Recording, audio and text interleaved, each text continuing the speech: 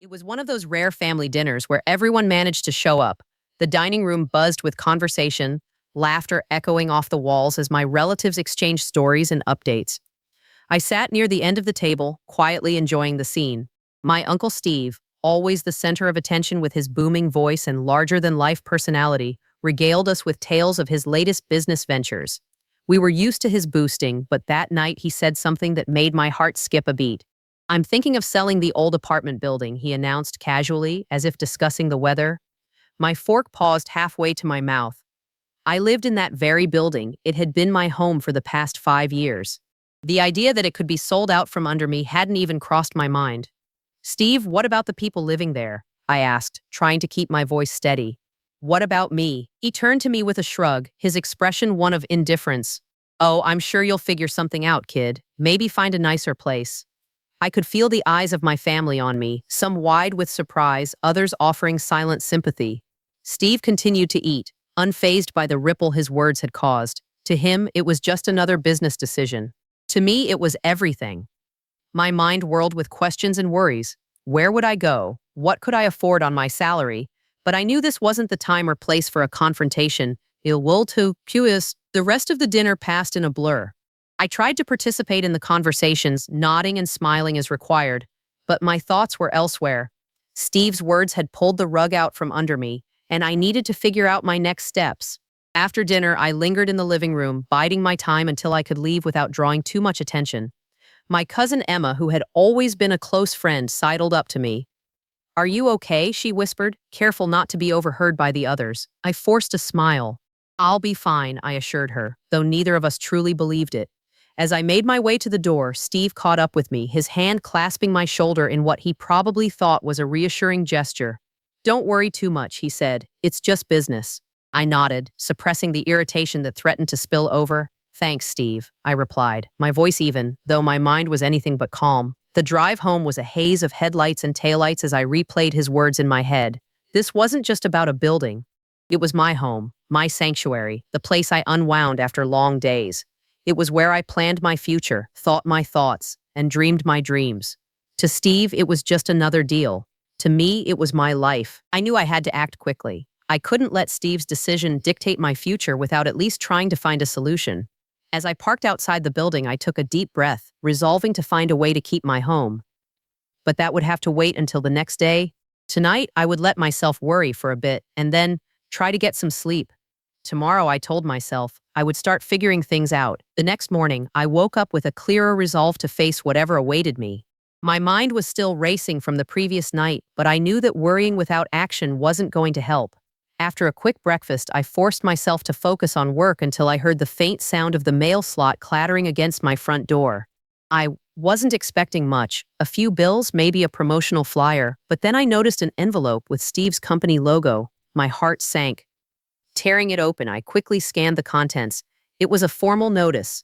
Steve's tone translated crisply through the printed words, claiming that my rent would double in 30 days if I chose to stay. Otherwise, I'd have to vacate the apartment at the end of the month. My hands tightened around the letter as I read, my pulse quickening. This wasn't just a warning, it was an ultimatum. Was this how he intended to force me out, by pricing me into submission? Memories of Steve's dismissive attitude at dinner flooded back. Behind the words, "just business," there was a calculation that stung deeper than any previous slight. He expected me to fold, to quietly pack my bags and make way for his profit. For a moment, I stood frozen in my living room, the warmth of my home suddenly feeling fragile and temporary. 5 years, countless memories, and now the threat of losing it all. But I didn't let myself wallow. I knew I couldn't afford to react emotionally. Instead, I needed to be practical, strategic even. With a determination, I placed the letter on the coffee table and started pacing the room. I had options to consider. Panic wouldn't get me anywhere, but a plan might. I needed to know my rights as a tenant. There had to be something in local housing laws that could give me a fighting chance. I spent the next few hours immersed in research, every article and statute I found becoming a lifeline. The information was dense, often overwhelming, but I was driven by the quiet fear of losing my home. I stumbled upon a clause about rental increases, and for the first time I felt a glimmer of hope. Steve's notice might not be as ironclad as he thought. I needed more than hope, though. I needed leverage.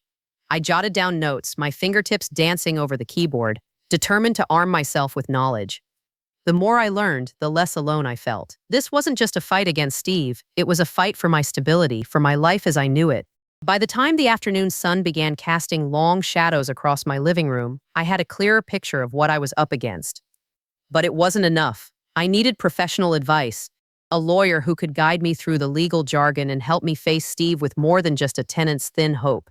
As I gathered my research into a neat pile, I envisioned standing up to Steve not with anger, but with confidence. His dismissive attitude wouldn't intimidate me any longer. I refused to be the quiet casualty of his business deal. With renewed determination, I picked up the phone to call a law office, ready to take my first official step in this unexpected battle. This was far from over, and every action I took would build the path to my future. With each breath, I steeled myself for what lay ahead, knowing that I wasn't just fighting for a place to live. I was fighting for my right to choose my own path, on my own terms. It was early the next morning when I pulled myself back to the computer, armed with a freshly brewed cup of determination. My research into tenant rights had kept me up late, but the sleepless night felt worthwhile. This wasn't just a legal issue. It was personal. Uncle Steve might have disregarded my needs, but I wouldn't let him bulldoze over my life without a fight. I sifted through online resources, knowing now that I had the law on my side, or at least a part of it. The clause I had found seemed significant. It was buried in city legislation about rent increase notifications, something about the required notice period. Steve's attempt to double my rent in just 30 days was not only unfair but also potentially illegal. This new understanding was both empowering and infuriating. Steve's notice wasn't the impenetrable fortress he thought it was. What I needed now was confirmation from a professional. I scrolled through a list of local law firms, hoping to find someone who would take my case seriously. Each click felt like a step further into a world I'd never wanted to venture, yet now had to navigate with precision. A profile caught my eye, a lawyer specializing in tenant rights with glowing reviews. Her approach was described as both and compassionate, just what I needed. When I called her office, I was greeted by a warm voice that instantly made me feel heard. I explained my situation, focusing on the illegal notice, and asked for an appointment. The receptionist promised a prompt consultation within the week. Hanging up, I felt a flicker of hope. I wasn't alone. I had someone in my corner who understood the stakes. The day stretched on as I dug deeper into the intricacies of tenant law. I discovered that not only was Steve's notice potentially invalid, but his entire approach might be exploitative. Other tenants could be facing the same predicament. With each line of legal text, I imagined standing up for more than just myself. It wasn't about vengeance. It was about justice. That evening, the reality of the situation truly sank in. I imagined confronting Steve, not in a heated confrontation, but with the certainty of someone armed with facts. The thought calmed me, even as the weight of the fight ahead pressed in. Steve's dismissive words from that family dinner echoed in my mind, and I refused to let them define the outcome. I hadn't spoken to any of my family members since that dinner. Part of me wondered if they were aware of the situation, but I didn't reach out. I needed to handle this on my own terms. As I organized my notes and prepared for the lawyer's appointment, I felt a sense of resolve. This battle was no longer just about securing my home. It was a stand for my autonomy, for my voice in the face of Steve's indifference. The days leading up to the lawyer's call felt both interminable and like the calm before a storm. Each night, I replayed possible conversations in my head, imagining Steve's surprise when confronted with my newfound knowledge. I wasn't naive enough to believe it would be that simple, but the thought fueled my resolve. Finally, the day of the consultation arrived. I dressed confidently, a silent promise to myself that I would face this with determination. As I made my way to the law office, I felt each step affirming my decision to act. This wasn't just a challenge, it was a turning point.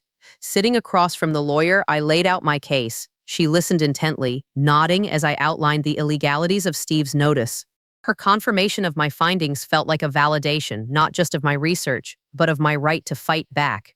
Her advice was straightforward and clear, offering a legal pathway that involved more than just confronting Steve.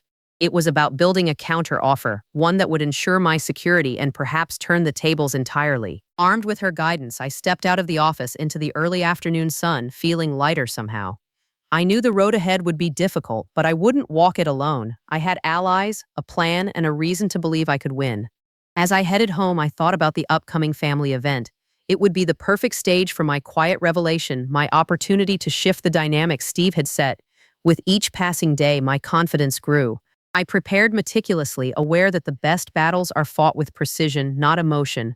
My moment would come, and when it did, Steve would realize that I wasn't just a tenant, I was a force to be reckoned with, guided by the truth and a refusal to be sidelined. This fight was mine, and for the first time I felt in control. I spent the next few days meticulously gathering evidence. Uncle Steve's notice had been just the tip of the iceberg. It was time to dig deeper and expose more of his unfair practices. I started with my own rent payment receipts. They showed a clear pattern of compliance on my part, never a late payment, never a missed fee.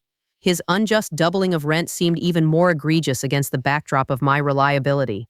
The building had seen its share of complaints over the years, some of which I remembered hearing in hushed tones during tenant meetings: maintenance delays, unaddressed safety issues, and mysterious fees tacked onto monthly bills. I reached out to a few fellow tenants who'd been at those meetings. Their stories, coupled with physical documents they still had, painted a clear picture of neglect. With each piece of evidence, a resolve grew in me. This wasn't just about securing my home anymore, but standing up to practices that had bullied others into silence. Armed with this growing file, I knew it was time to connect with the lawyer once again. In our previous meeting, she had shown me the path forward. Now, I needed her to guide me through this new terrain, the land of undeniable proof. The call was brief but productive. I laid out everything in my arsenal, and she responded with precision and care. Her confirmation that Uncle Steve's actions could be classified as harassment bolstered my spirits. She advised me to keep collecting evidence, but there was another layer to prepare. A layer of strategy, leveraging the evidence for a possible negotiation, creating a legal barricade that Steve would have no choice but to face. My days were filled with quiet preparation. I didn't confront Steve, not yet. I needed his guard down when the time came. That meant appearing as if I were resigned to his decisions, while in reality I was orchestrating my next move. Each day was a step closer to the family event, my chosen arena for dropping the bombshell. The lawyer assisted in drafting a comprehensive report, one that detailed every infraction, every unjustified action. It would be my backbone when the time came to confront him publicly. Yet, despite the mounting tension, I felt an unusual calm. The more evidence I gathered, the stronger my position became. It wasn't just legal advice fueling my confidence. It was the truth itself. The undeniable reality of Steve's actions would be their own undoing. The night before the family event, I reviewed everything one last time. The legal documents were in order, my voice memos were organized, and the photographic evidence was neatly printed. I imagined the moment, the quiet room interrupted by my calm revelation and Steve's attempts to deflect. But there would be no deflection once I laid out my case. I knew he would remember that dinner conversation differently, probably as a mere footnote in his business dealings. But for me, it was a catalyst.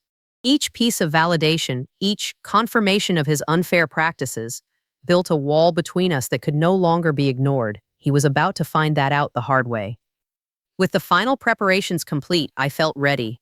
Whatever emotions lay beneath, anger, disappointment, betrayal, were channeled into a focused determination. This wasn't just revenge, it was about justice, about ensuring no one else in the building would have to live under the threat of his capricious whims. The morning of the event, I looked at myself in the mirror. There was a new strength in my reflection, a quiet power that had been built through weeks of preparation. I would not waver. My confrontation wouldn't be loud or dramatic. It would be precise and unassailable. The truth wasn't just on my side, it was my shield and my sword. And as I left for the event, I knew that Steve was about to face a reckoning. That morning, as I was going through the last of my preparations, my phone buzzed with an unexpected call. It was Sheila, an old friend from college I hadn't spoken to in months. Sheila was one of those people who always seemed to know someone who could help, or at least point you in the right direction. And today, she had news that could change everything. With a tone, she told me about a client of hers, an investor named Jonathan who was actively searching for properties just like the one Steve owned. Apparently, Sheila had mentioned my situation in passing, not expecting it to lead anywhere specific, but Jonathan was intrigued.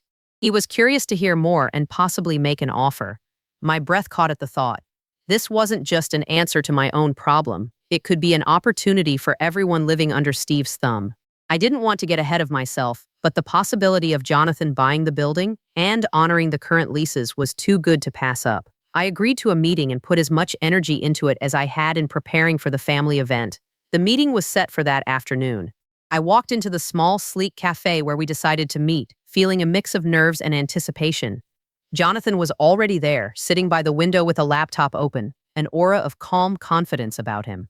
As I approached, he looked up and gave a warm, reassuring smile, instantly putting me at ease. We talked for over an hour. I explained the building's situation, highlighting the potential value and the community of tenants who called it home.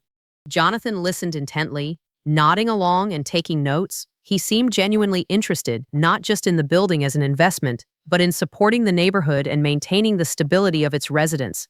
I think this could be mutually beneficial, he concluded, leaning back with a thoughtful expression. You get to stay in your home, and I get a solid property with established tenants. I'm willing to match whatever offer your uncle might entertain, perhaps even exceed it given the right terms. A sense of relief washed over me, tempered by the knowledge that this was just one step in a longer journey. I felt a flicker of hope, the kind that starts small but has the potential to grow into something substantial. Jonathan's interest was genuine, and more importantly, so were his resources. We agreed to draft a formal offer, one that I could present to Steve at the upcoming family event. It felt like the tides were finally turning in my favor. As I left the cafe, there was a new lightness to my step. I was no longer alone in this fight. With Jonathan's backing, I had a real chance to counter Steve's plans and protect my home. I spent the rest of the day working with Jonathan and Sheila to finalize the details, ensuring everything was ready for the moment of truth. The proposal was straightforward yet comprehensive. It outlined Jonathan's intent to purchase the building, his commitment to fair lease agreements, and a generous offer that would make it hard for Steve to ignore. I had everything I needed, and the thought of Steve's surprise when faced with this unexpected development filled me with a quiet satisfaction. By evening, as I reviewed the documents one last time, I knew I was prepared for whatever came next. This wasn't just about outsmarting Steve, it was about reclaiming control over my life and refusing to be dictated by his whims. The pieces were in place, and now it was just a matter of time. Jonathan and I sat across from each other at his expansive conference table, the offer paperwork laid out between us. The room was filled with a quiet, anticipatory tension. As we reviewed the details, each clause and condition felt like a step closer to reclaiming my life. Jonathan was thorough, patient, as he explained the finer points of the agreement. His professionalism was reassuring, a stark contrast to the chaotic undercurrent Steve had introduced into my life. I nodded along, absorbing the information. We were about to send the document to Steve, and my heart beat a little faster thinking about his reaction. This wasn't just business, it was personal. Steve's dismissal of the tenant's rights, his way of treating me like a mere inconvenience, it was all about to change. Jonathan paused to meet my eyes. If Steve values the property as much as he claims, he said, he'll see this as a legitimate and attractive offer. We're not just hitting him with numbers, we're offering stability. I took a deep breath, trying to keep my voice steady. And the terms? I asked, needing to hear it one more time to believe it was real. Jonathan nodded. Your lease will remain intact and the rent will hold. No surprises, no rushed decisions. You've got my word on that. There it was. Laid out so simply, yet it meant the world to me. I took another moment to absorb it, feeling a sense of lightness creep in, a rare sensation amid the chaos of the last few days. Steve's threat seemed softer now, less daunting. When the papers were finally sent, I felt a shift inside me. There was no more waiting, no more uncertainty. Now, we waited for Steve to look at the offer, hoping he would see the sense in it. The anticipation was electrifying and terrifying all at once. The following day, I received a curt email from Steve asking to meet. It was short, lacking the usual bluster, which made me uneasy. I had a feeling he wasn't taking my response lightly. Instead, he was calculating, just as he had been at the dinner table when he first made the announcement about selling. At the meeting, Steve tried to maintain his usual bravado, but there was something different in his demeanor, a slight hitch in his voice that suggested he'd been caught off guard. I didn't expect you to have connections, he said, glancing at the offer in his hands. I met his gaze evenly, a newfound confidence bolstering me. I told you, I replied, I'm not going anywhere without a fight. Steve's response was a slight shrug followed by a condescending smile. Well, let's see if your investor can really deliver on this. I didn't argue. Instead, I allowed the weight of Jonathan's offer to speak for itself. I had laid my cards down, and now it was Steve's turn to show his. There was a quiet satisfaction in knowing that this round at least I had the upper hand. Our conversation ended with his unresolved ideas hanging in the air. As I left the meeting, I felt a determination settle in. Whatever Steve's next move, I was ready for it. The future wasn't as uncertain as it had been, and soon, hopefully, it would be more certain for everyone in the building. The anticipation was no longer a weight pressing down on me, but a buoy that lifted me forward. At the family barbecue that weekend, we were all gathered in the backyard, surrounded by the comforting smell of grilled burgers and the sound of laughter. It was the perfect setting to lay everything on the table. Children ran around, their squeals of delight mixing with the clinking of ice in glasses. Steve was sitting with my dad, a beer in hand, eyeing the crowd with that air of superiority he so often wore. I felt a tightening in my chest as the moment approached, the culmination of weeks of quiet preparation and hidden anxiety. I walked over, a confident smile hiding the tension within me. Steve looked up, his eyes narrowing slightly. "Hey there," I said, positioning myself so that the setting sun cast a warm glow over my back and his face was in shadow. "I've got something I think you'll find interesting." I handed him the envelope containing Jonathan's formal offer letter, along with the documentation outlining Steve's illegal eviction attempt and the legal consequences of proceeding with such actions. The envelope felt like a weight leaving my hand, one I was more than ready to release. Steve's expression didn't change much as he took the envelope, though there was a flicker of something in his eyes, annoyance, or maybe a hint of worry. "What's this?" he asked, flipping open the envelope with a nonchalance that seemed forced. I watched him read, silent as he processed the information. I could see the realization dawning on him, the illegal eviction notice, the investor's offer, the consequences of his actions all laid bare. There was no bluster now, no attempt to belittle or demean. For a moment, his mask slipped, and I glimpsed the calculation churning behind his eyes. "You've been busy," he said finally, his tone as if he were commenting on the weather. I nodded, maintaining my composure. "I had to be," I replied, my voice, "when someone tries to force you out of your home." The conversation around us continued, oblivious, as if this confrontation existed in an invisible bubble. The noise faded into the background, a distant hum against the heavier sound of our exchange. Steve closed the envelope, his fingers tapping it thoughtfully. "You think you're clever," he said, though there was no heat in it, just a realization that his plans were unraveling. "I think I'm prepared," I corrected, keeping my voice level. "And I think you know this offer is more than fair." We stood there for a moment, a silent battle of wills in the midst of a family gathering. The irony wasn't lost on me that it was the same setting where he'd first announced his intentions, believing I would be powerless to respond. I met his gaze unflinching as he weighed his options. For once he seemed unsure, perhaps realizing his usual strategies wouldn't work here. The power had shifted and he wasn't the one holding all the cards. Steve's expression hardened, though he masked it quickly, his eyes sweeping over the crowd to ensure no one else was paying us any mind. "Let's see how this plays out," he muttered, dismissing me with a turn of his shoulder. I took that dismissal in stride, allowing it to wash over me without reacting. This wasn't a battle I'd win with words. The documents in his hands did all the necessary talking. The quiet resolve I felt was all the victory I needed in the moment. I walked away, leaving him standing there, the envelope now a physical reminder of the walls closing in. The day continued as normal, laughter and conversations circulating around us, unaware of the confrontation that had just unfolded. As I joined the others, engaging in lighthearted chatter, I felt the last of my anxiety dissipate. Whatever happened next, I had set the course, and Steve knew it as well as I did.